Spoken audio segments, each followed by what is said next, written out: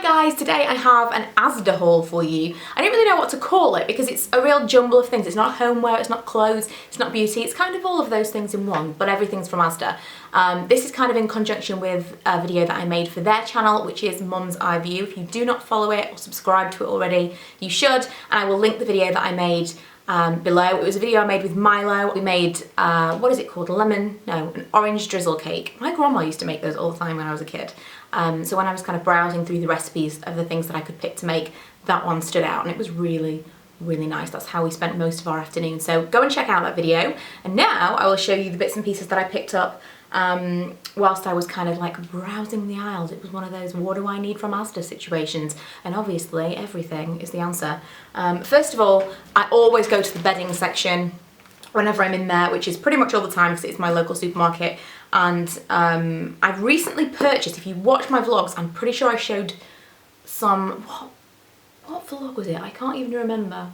It was a couple of weeks ago and I bought a bedding set, and I pretty much bought this bedding set, well, I kind of bought it for Ella and then I used it for myself. It was so cute. And then I was completely converted to bright bedding in my bedroom. Previously it was all kind of neutrals and I tried to match the curtains. The curtains right now, I have spring summer curtains. I have different seasonal curtains, and my spring summer curtains are bright yellow.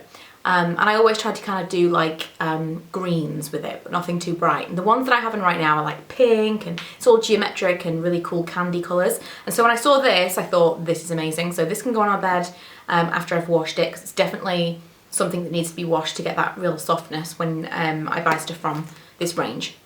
So I'll put this on our bed and then I'll let Ella have the coloured one that I did intend for her. I'm having it back at some point.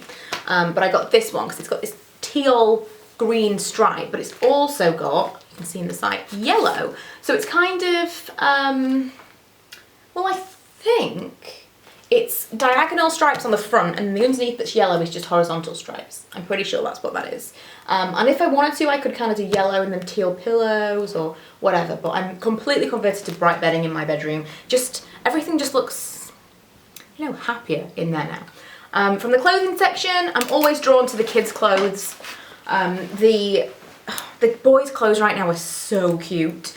But Milo's in that kind of weird in-between age where things are either sold out in his age, or he's just at the end of the age group that he's at and he's not quite in the next age group. And so I really struggle to find stuff for him. And what I did buy, one of the things is definitely too big for him, but I had to buy it, is this Star Wars t-shirt. Kind of wanted this for myself as well. I'm the worst mother in the world.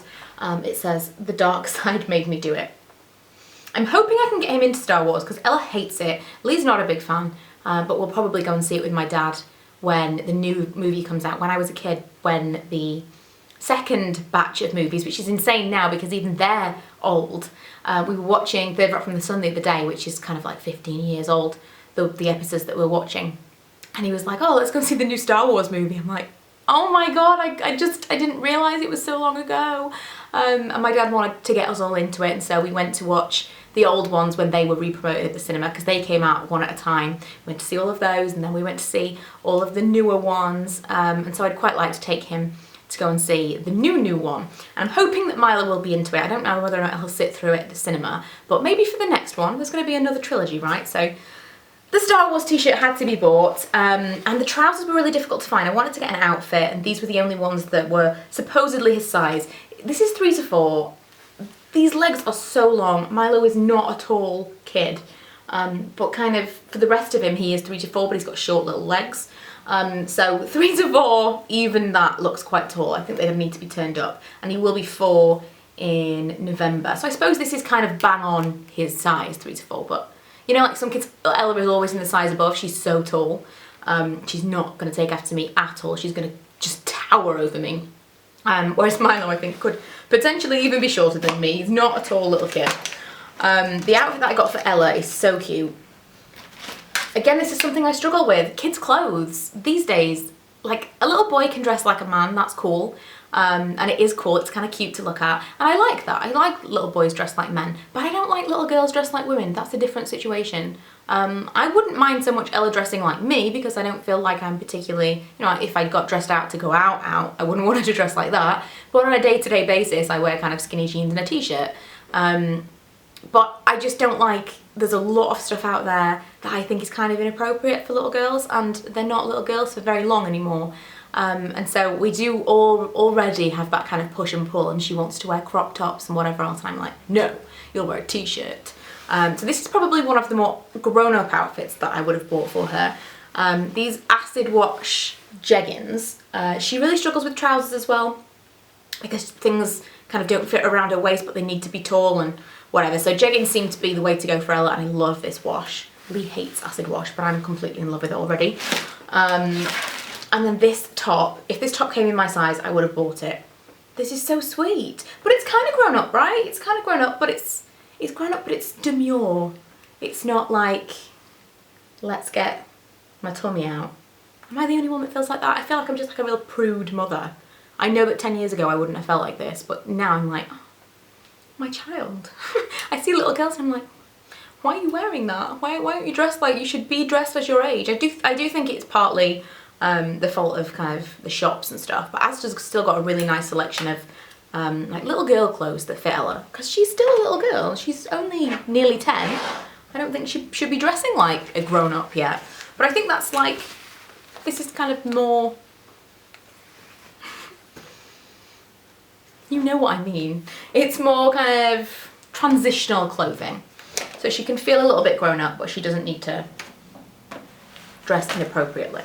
I got one item of clothing for myself, and that was this pair of jeans.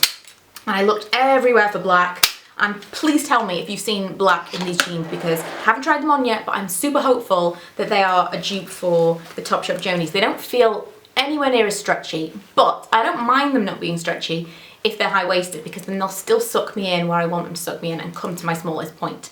And I never wear anything tight anyway, so if I still get kind of like muffin top below my boobs, that's not cute, is it? Then I don't mind so much. I just kind of want, I like to be supported on my lower stomach area, so high-waisted all the way for me. And I wear black Joni jeans to work all the time, and they fade so quickly and they just get so knackered. So I'm hoping that these will be a dupe because they're so much cheaper. They were £16. They look like Jonies, right? It's not just me. They're not quite as high though, I don't think, from looking at the zip, but again, acid wash, but grey. And that's what I got for myself. And then, can I go in to anywhere that sells makeup without buying makeup? No. So what did I buy? Let me just get it all out onto my knee so we can get rid of the rustly bag. First of all, these, I feel like I maybe bought one, which was in a kind of bright colour, but when I did my swap with Marnie, Miss Gold Girl, she really, really wanted these Maybelline Superstay 7-day nail polishes, because she said that people raved about them and they can't get them in the States. And so I saw that they were on rollback, or whatever it is, when it's slightly cheaper. And they had these candy colours all together, and I just thought, yes, I'm going to try these. So I got this one specifically because Marnie wanted it. Oh no, this one's different. I think it was called Uptown Blue, the one I got for her. This one's called Sea Sky, so it must be slightly different. This one is called Mint for Life. This one, which I think is so cute, is called Sun-Kissed. And lastly, Pink in the Park. Now my nails have just chipped horribly just here, so I'm going to redo them tonight. And hopefully, and they are 2 different colours. I was trying something different.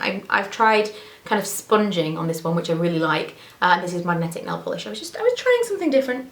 So yeah, I'm gonna probably just use all of them, in fact, to test them out. I can't choose. I really, really like that peachy colour though. So I will be using those this evening. From the Asda's own makeup range, George at Asda, which is the same brand as the clothing. I have quite a few bits and pieces from George. Their lip products are very, very nice. And I kind of just looked over the stand to see what there might be that was new, that was of interest. And there was something, a contour kit. It's Sculpt and Define, sorry. Give your face a defined look with a healthy sun-kissed glow. Create depth and dimension by sculpting your face for a slimming effect. Always good. I've said it a million times, but my face has no dimension. You know, I have a nose and stuff, but you know what I mean. My cheeks are just like, there's no structure to my face. It's just like they're there and that's that. And so I tried to kind of sculpt a little bit with my blush, but contouring is a little tricky for me. So I'll be interested to try this. It's got kind of the 2 shades. There will definitely be a review of that on my blog soon. And the next 2 things are still relatively new. One of them I picked up because I've had quite a few requests to test this out. So I'm going to do a good old-fashioned day test on this. I haven't done one of those in ages, but I feel like this probably needs one because it's supposed to be like a 24-hour foundation. Now, if you watched my favourites video on Wednesday, I think it went up, although I only filmed it today. If you watched my favourites video, then you will have seen that I did actually recommend a much more expensive foundation. It's the Estee Lauder Double Wear Light. It is my absolute favourite foundation of choice. I haven't found anything to rival it in a long, long time, and so it got to the point where I just thought I have to mention it because it's so good. And although it's not budget friendly, it's something that I feel like is really worth the money if you've got the money to spend and you want to spend it on that. But I feel like maybe something like this could rival it, and this is definitely a different formula to the old one. We'll see. It's supposed to be mattifying. Did I say it was L'Oreal Infallible? Did I even say that? Plus, they also do a shade that is light enough for me, because that is pale. So we'll see, we'll see. I think I might try that tomorrow. So expect a video in the next week or so on that.